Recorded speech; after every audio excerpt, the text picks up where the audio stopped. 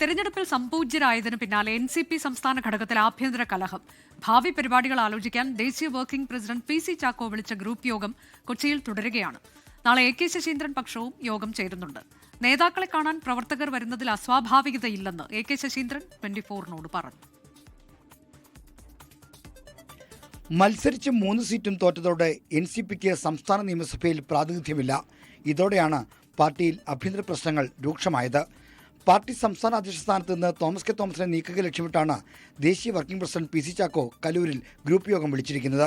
പാർട്ടിയെ ഇടതുമുന്നണിയിൽ നിന്ന് UDFിലേക്ക് എത്തിക്കാനും ചാക്കോയ്ക്ക് പദ്ധതിയുണ്ടെന്നാണ് സൂചന. തോമസ് കെ തോമസിന് പകരം PC ചാക്കോയോ PM സുരേഷ് ബാബുവോ സംസ്ഥാന അധ്യക്ഷ സ്ഥാനത്തെത്തിയേക്കും. കൊച്ചിയിൽ ഗ്രൂപ്പ് യോഗത്തിനെത്തിയ ചാക്കോ പ്രതികരണത്തിന് കൂട്ടാക്കിയില്ല. എന്നാൽ NCPയിൽ നിന്ന് അടർന്നു മാറി പുതിയ പാർട്ടി ഉണ്ടാക്കുക എന്നതാണ് AK ശശീന്ദ്രൻ പക്ഷത്തിന്റെ ലക്ഷ്യം. ഇതിനായാണ് നാളെ കോഴിക്കോട്ട് ശശീന്ദ്രൻ പക്ഷം യോഗം ചേരുന്നത്.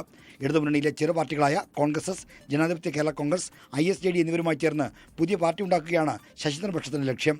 രണ്ടിൽ ഏത് നടന്നാലും NCP സംസ്ഥാന ഘടകത്തിൽ പിളർപ്പുറപ്പാണ്. 24 തിരുവനന്തപുരം.